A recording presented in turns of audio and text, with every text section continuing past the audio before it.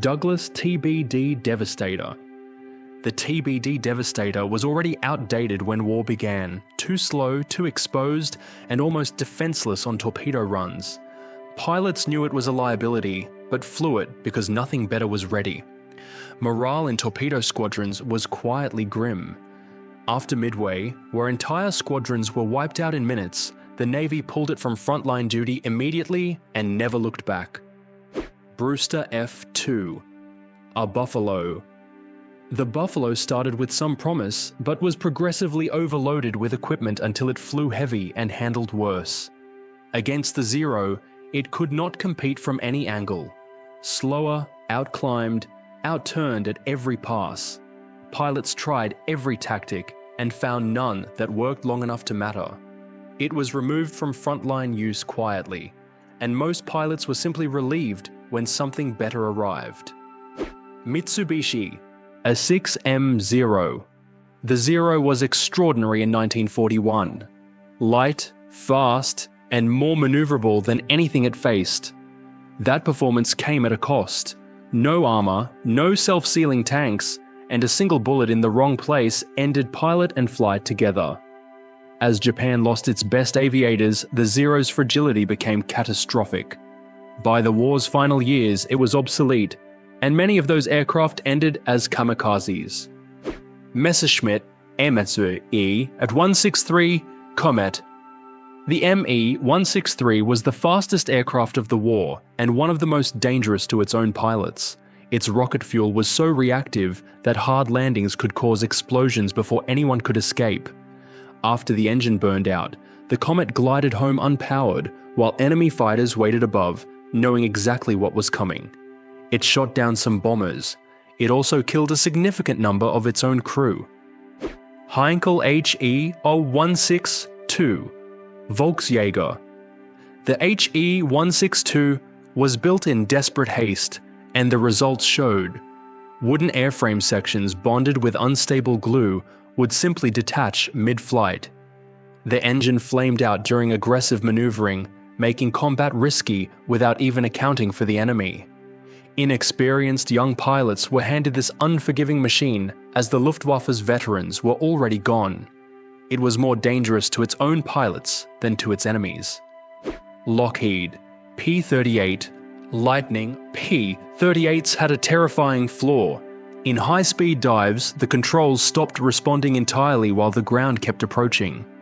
Engine management in cold, high-altitude air caused frostbite, rough running, and asymmetric thrust failures. Over time, modifications fixed the worst problems.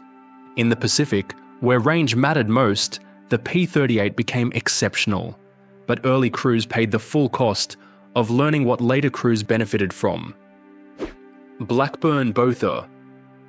The Botha tried to be both a torpedo bomber and a reconnaissance aircraft, and managed neither. Underpowered engines made takeoff margins dangerously thin, and engine failures were expected rather than surprising. Poor cockpit visibility was a severe handicap for an aircraft meant to scan open ocean. The RAF moved it to training almost immediately, where it continued to cause accidents before being retired early and unmissed. Boeing B-29 Superfortress. The B-29 was the most advanced bomber of the war, and its engines were constantly trying to catch fire. The R-3350s generated enormous heat that the cooling systems could not always handle. Cracked valves, escaped flames, and potential infernos on missions with no diversion possible. Crews watched their engine gauges as obsessively as they watched for enemy fighters. Sustained maintenance improvements eventually made it reliable, but early crews knew exactly what it had been before. Poiliv Tu-104. The Tu-104 gave the Soviet Union a brief monopoly on jet airliner operations, but it carried a serious flaw. At certain speeds and altitudes, it could pitch up suddenly, lose control, and drive the nose toward the ground. Procedures were developed to manage the risk, but never eliminated it. Crews flying it regularly described a sustained, exhausting vigilance that an airliner should never require. It flew for over 20 years and was retired in 1979, still carrying every original problem. Yakovlev Yak 38 Forger. The Yak 38 achieved vertical takeoff by packing dedicated lift jets into the fuselage, engines that consumed space and weight while contributing nothing to forward flight. What remained was a combat radius barely worth the term and a weapons load barely worth carrying. In hot weather, performance fell enough that pilots sometimes jettisoned weapons just to get airborne. The aircraft included an automatic ejection system that could fire without pilot input, which said something honest about how often unrecoverable situations occurred. Convair F-102 Delta Dagger. The F-102 was designed as a supersonic interceptor and could not break the sound barrier, a fundamental problem for an aircraft built to catch supersonic bombers. A complete fuselage redesign eventually pushed it through.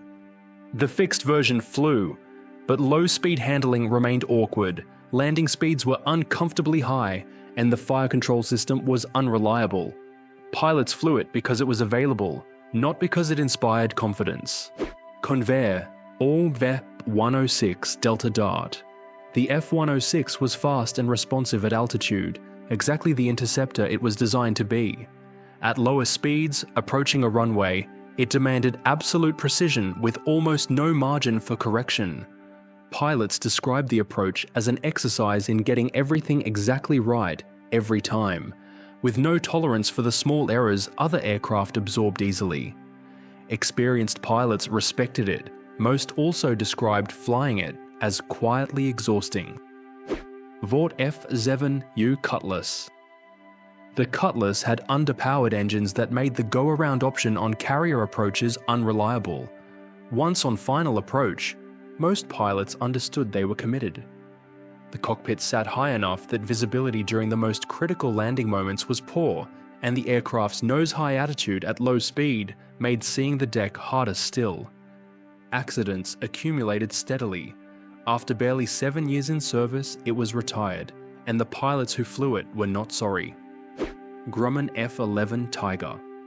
The Tiger's J65 engine had a persistent tendency to flame out and stall during normal carrier operations, exactly when reliability mattered most. In 1956, test pilot Tom Attridge flew through his own cannon fire during a test pass and struck his engine, forcing an emergency landing. The incident led to revised gunfiring procedures for all F-11 operations and remains the only known case of a pilot shooting himself down with his own aircraft. The Navy moved on quickly to more capable replacements. English Electric Lightning. The Lightning climbed faster than anything in British service and accelerated an afterburner in ways pilots remembered for life. Then the fuel ran out. The two Avon engines consumed it so quickly that endurance was measured in minutes. Every decision in flight was filtered through fuel remaining. Patrols were short, diversions turned dangerous, and fuel management was the dominant mental task of flying it. Pilots loved it anyway, which speaks to how impressive those first few minutes genuinely were. Lockheed C-133 Cargo Master. The C-133 was irreplaceable, the only aircraft that could carry assembled ballistic missiles, which is why it stayed in service despite serious concerns. Gearboxes that inspected clean would fail on the next flight. Several aircraft were lost at sea with no survivors and not enough wreckage to determine what went wrong. Without knowing the cause, there was no fix, and crews flew, knowing the aircraft had killed people for reasons nobody could confidently explain. When the C-5 arrived, the Air Force retired it quickly. Lockheed F-104 Starfighter. Kelly Johnson built the F-104 around speed and climb, delivering both without compromise, and delivering everything else with compromise. The tiny wings required a dangerously high landing speed, and early versions had a downward-firing ejection seat that gave pilots no escape option in certain low-altitude emergencies. Germany lost over 290 F-104s in accidents, and 116 pilots were killed, more than a third of the fleet. Pilots who mastered it described genuine respect. The path to mastery cost more than it should have. Grumman S-2 Tracker. The tracker was built for anti-submarine patrol, slow, low, over open ocean for long hours, and it did that job reliably for over 2 decades. Pilots and sensor operators were separated with no visual contact, coordinating entirely by radio and procedure, which added stress when contacts were being developed under time pressure. Pilots returned from extended patrols fatigued, often into deteriorating weather, for night carrier approaches. Pilots remember it without drama, which is perhaps the best review a working aircraft can receive. Fiat G.91. The G.91 won a NATO-designed competition and then watched most of the competing nations decline to actually buy it. Designed for forward airstrip operations in European ground war scenarios, it had performance margins too narrow for the task. Adequate thrust in normal conditions, less than adequate when conditions were not normal. Landing behavior was unforgiving for its size. Italian and German pilots flew it for years without enthusiasm, and when more capable aircraft arrived, it was retired without significant protest. McDonnell F-4 Phantom. 2 early Phantoms were built without guns, a design choice based on the assumption that future air combat would be missile only. Vietnam proved that assumption wrong in costly ways. The cockpit had limited visibility. The engines trailed smoke visible for miles, and carrier landings were brutal. What separates the Phantom from this entire collection is what happened next. It was modified repeatedly and substantially until later versions became genuinely respected. That transformation from difficult to trusted is rare in aviation history. The Phantom earned it the hard way.